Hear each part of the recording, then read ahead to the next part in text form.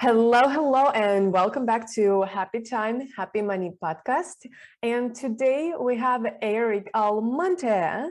Eric, back to our podcast because I really loved our first episode and I decided to invite him again. So he comes from New York and coaches college and high school sports. Upon finishing school, he decided to take courses and learn all about personal finances. Realizing how important it was and believing that everyone should know these things, he made 2 courses and a page to share what he has learned.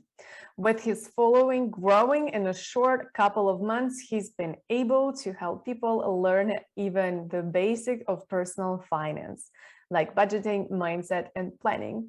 And I know that Eric called himself a dividend investor. Today, we're going to talk more about dividends. Hi, Eric, and welcome Hey, back. how are you? Nice to see you again. Yeah, it's so good to see people, that we know already. It's so awesome. Let's start it. Well, I know you shared your story, and if you would love to come back to Eric episode, that's where we can learn the full story of Eric and his amazing budgeting tips. And but for now, I would love for you to share your story still, but just like in a shorter way. So, basically, since we last, spoke and everything, I've been continuing doing the same things, like reaching out to as many people reaching out to me with a bunch of questions from like beginner, advanced, and things like that. And, work's been starting again, so it's, been a little hectic, but, it's just, it keeps me going, when like people do have that feeling of, we should have learned this in school, or like, why don't I know this? And wow, this could like help, because reality is we can't really do much without personal finances, right? Like people can tell you as much as they want that money doesn't matter, but it runs everything we do, right? We got to pay rent, we got to eat, we got to do this and that, so pretty much it. Yeah, awesome. I know if you don't know Eric, you can go to episode link and find his Instagram. He has this awesome graphics and explains in like simple way and visual way. And I know lots of people like me are visuals. And if you want to learn in more like a playful way, I'll totally go for you to his Instagram. So tell us more about what does a dividend investors means, and like for someone, let's say somebody that starts to invest, like what advice you will give to them. All right. So first off, we'll talk about what a dividend is. All right. So a dividend is basically you own a piece of a company, right? Whether it's a stock, bond, mutual fund, index fund. You could even think of it as like, real estate, when you get rental income from owning the spot and you put it out to, rent, and then people pay you money. So when you own a piece of a company, not every single company, but most do, they give you or the shareholders back a little bit of money. It's not much, but like they give you money for owning with them. So that kind of like, incentivizes people to like invest more or like to go with that company, but it also helps the company grow, right? They can also reinvest that back into growing the company, because as some people, might not know, but the reason for a stock, right, is if a company wants to go public, right, to expand and grow, all they do is go public, right, and then you can invest in them, and that helps them, make more warehouses, hire workers, manufacturing. That's what investing is. It's not just like you go onto an exchange or brokerage and then like you buy a company, or buy a piece of a company, as they say. So, but dividend investing, you can use it in many ways, right? So a lot of people, they'll like reinvest their dividends back once they get it, which we'll talk about more in a few. But that's pretty much what dividend investing is.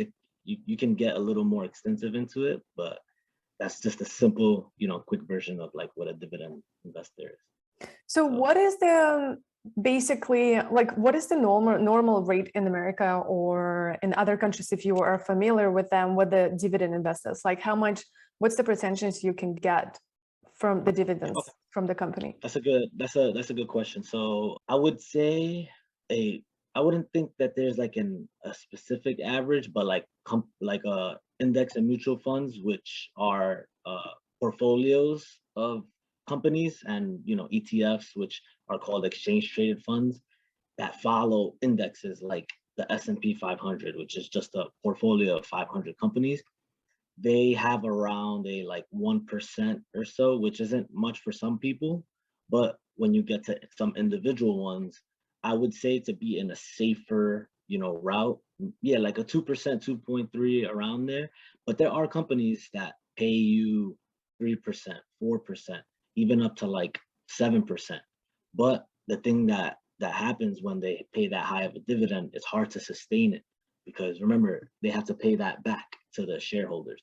So like if the company's in debt or they're paying more than they're making, right, they can't sustain it for that much longer. That's why like some companies can't increase their dividends. And I'm gonna talk to you about 2 lists of companies that like are killer when it comes to dividend investing. Oh yes, please. Yes, Please, yes. yes, do. So to answer that, I think that if you find companies like, Procter Gamble, Caterpillar, which is a construction company, Microsoft's a little lower, but Pfizer, there's this almost any company that like you use on a daily or you walk out and like you see, a lot of those have dividends and like they'll pay like a fair rate. Do you mean Pfizer is the vaccine Pfizer? Yeah, It's a it's a company. medicine It's a company? company. It's a pharmaceutical company. So I know in Moderna Russia they're called Moderna, and the company just like exploded throughout the last year. It's like crazy, and they also I think pay dividends as well. Yeah, they both do.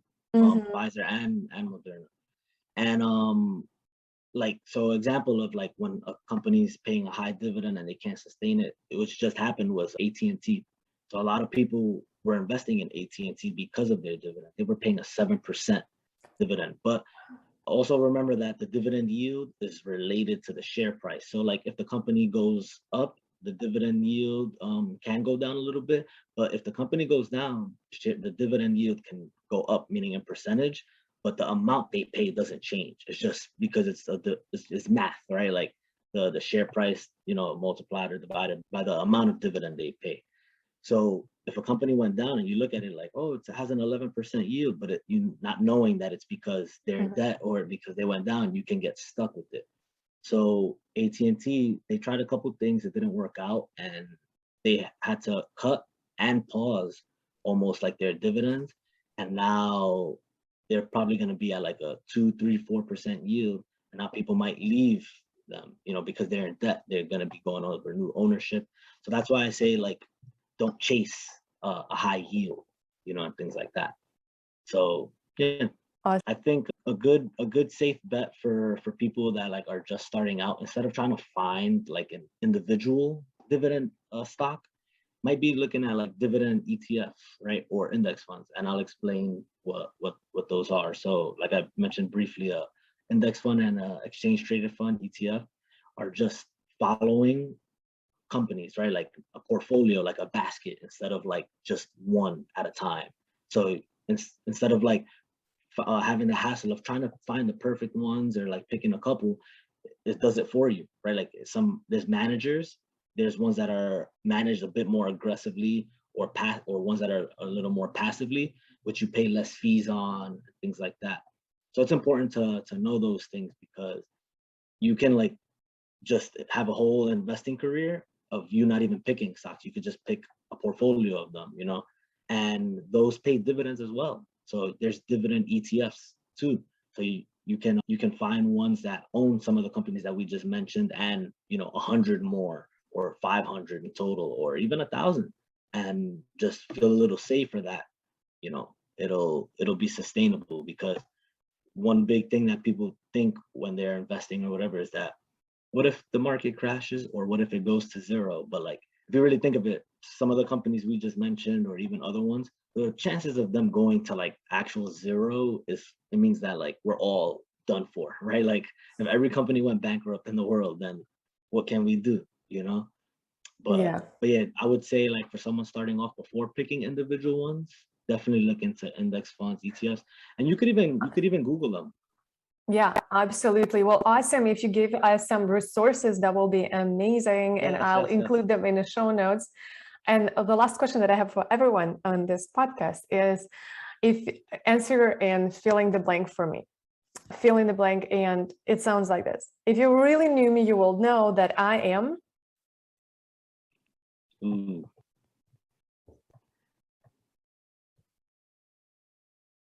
I would say determined and a teacher. Cool. I know this question hits always like for the first time, it hits hard. Yeah. Every time I get answer myself in my mind, it's like always like, oh, I gotta, it's like you asked me for the first time.